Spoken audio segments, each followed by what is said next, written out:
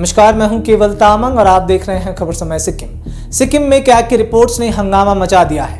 CAG ने अपनी जांच में जिस तरह की अनियमितताओं को जनता और सरकार के सामने लाया है, उससे कई सवाल खड़े हो गए हैं। कैग ने जहां सिक्किम सरकार के विभिन्न विभागों का ऑडिट किया है, लेकिन उनमें सबसे अधिक चर्चा में स्टेट बैंक ऑफ सिक्किम पर की गई कैग की ऑडिट सुर्खियों में है। स्टेट बैंक ऑफ सिक्किम पर कैग की इस रिपोर्ट ने न सिर्फ बैंक में चल रही अनियमितताओं का उजागर किया है, बल्कि बैंक में हुई भर्तियों की साख पर भी प्रश्न चिन्ह खड़े किए हैं। वर्ष 2017 से मार्च 2023 की अवधि के दौरान स्टेट बैंक ऑफ सिक्किम में हुई 360 कर्मचारियों की भर्ती, जिनमें चपरासी, ऑफिस अटेंडेंट, ड्राइवर और जूनियर अकाउंट्स असिस्टेंट तक शामिल हैं। इन सभी भर्तियों में नेपोटिज्म और फर्जीवाड़े के आरोप लगे हैं। क्या आपने कभी सुना है कि 200 मार्क्स के एग्जाम में 28 मार्क्स लाने वाले को चुन लिया गया और 102 मार्क्स लाने वाले को नहीं चुना गया, या फिर 26 मार्क्स लाने वाला सिलेक्ट हुआ और 100 मार्क्स मिलने वाला कैंडिडेट इंटरव्यू तक के लिए सिलेक्ट नहीं हुआ? ये सब हुआ है स्टेट बैंक ऑफ सिक्किम में। कैग की रिपोर्ट ने बैंक में फरवरी 2022 में हुए 26 असिस्टेंट मैनेजर की भर्ती पर भी फ्रॉड और फेवरेटिज्म की गुंजाइश बताई है। स्टेट बैंक ऑफ सिक्किम के असिस्टेंट मैनेजर पोस्ट के लिए 21 नवंबर 2021 को हुए रिटन एग्जामिनेशन में 2270 अभ्यर्थी शामिल हुए थे।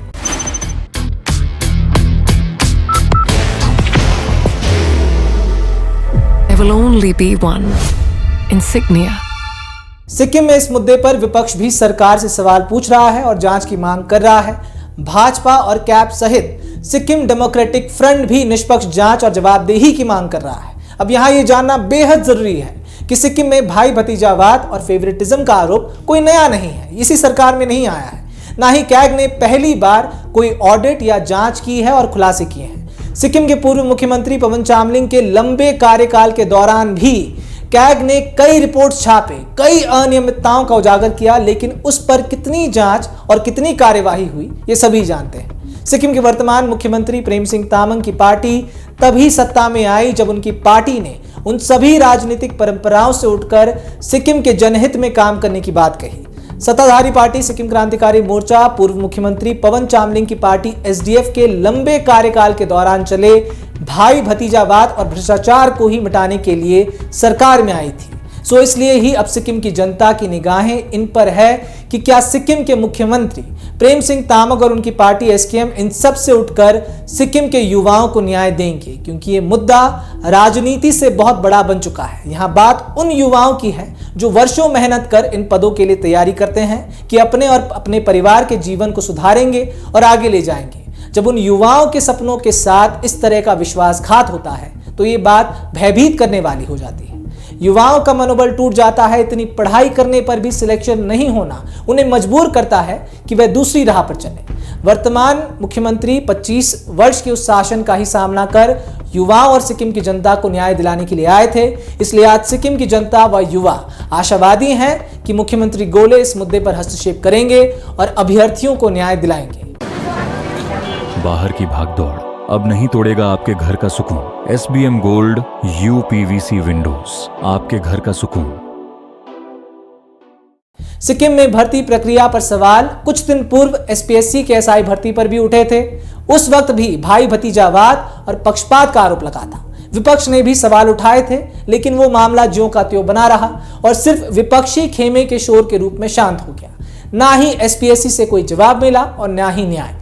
अब कैग की स्टेट बैंक ऑफ सिक्किम पर रिपोर्ट ने बैंक में भर्ती प्रक्रिया पर जिस तरह के प्रश्न चिन्ह खड़े किए हैं वह बेहद डरावना है। पढ़े लिखे युवाओं के भविष्य के साथ खिलवाड़ किसी भी राज्य या देश के लिए घातक हो सकता है। कैग ने पाया कि एक ही श्रेणी SC, ST, OBC, जनरल और प्रिमिटिव ट्राइब के भीतर रिटन एग्जामिनेशन में कम अंक पाने वाले उम्मीदवारों का चयन किया गया, जबकि काफी अधिक अंक प्राप्त करने वाले उम्मीदवारों को इंटरव्यू तक के लिए नहीं बुलाया गया। कुछ मामलों में 26 से 42 अंक प्राप्त करने वाले उम्मीदवार चयनित हुए और 100 या 102 मार्क्स लाने वाले उम्मीदवारों को इंटरव्यू तक के लिए नहीं बुलाया गया। ये युवाओं के साथ अगर धोखा नहीं है तो क्या है? बैंक की तैयारी में समय, मेहनत, कोचिंग की फीस सब उड़ जाती है। कल्पना कीजिए कोई गांव का किसान जो अपने बच्चे को पेट काट काट कर पढ़ाता हो, इस आस में कि उसका बच्चा उसे और उसके परिवार को किसी पद पर पहुंचकर उस गरीबी के दलदल से निकालेगा। आखिर उसके सपने और उसके बच्चों की मेहनत का क्या होगा? स्टेट बैंक ऑफ सिक्किम पर आई कैग रिपोर्ट को हल्के में लेकर इसे अनसुना और अनदेखा करना ठीक नहीं है और ना ही इसे विपक्ष का मुद्दा मात्र बना देना ठीक है। ये विपक्ष या पक्ष का मुद्दा नहीं, सिक्किम के युवाओं का मुद्दा है। सिक्किम के युवा और जनता जिस बदलाव के लिए एसकेएम को सत्ता में लेकर आई थी और मुख्यमंत्री प्रेम सिंह तामाङ को अपना नेता चुना था, क्या उन उम्मीदों पर मुख्यमंत्री और उनकी पार्टी खरा उतर पाएगी? अब सबकी निगाहें इस पर ही टिकी हुई हैं। गरीबों की मदद और युवाओं को पढ़ाने के लिए किसी भी सहायता के लिए तैयार रहने वाले छवि को रखने वाले मुख्यमंत्री तामाङ क्या सिक्किम के युवाओं को न्याय दिलाएंगे और इन मुद्दों पर हस्तक्षेप करेंगे? अब सबकी निगाहें इसी पर टिकी हुई हैं। आने वाला युग युवाओं का है, ऐसे में कोई भी सरकार या फिर नेता युवाओं की आकांक्षाओं को दरकिनार कर आगे बढ़ सकता है, ऐसा संभव नहीं है। इसलिए न्याय और जवाबदेही की कसौटी पर आज सिक्किम के युवा भी हैं और सिक्किम के मुख्यमंत्री भी। फिलहाल इस मुद्दे पर रहेगी हमारी नजर। ऐसे ही तमाम खबरों को जानने के लिए हमारे साथ जरूर बने रहें और देखते रहें खबर समय सिक्किम, हर समय खबर समय। धन्यवाद।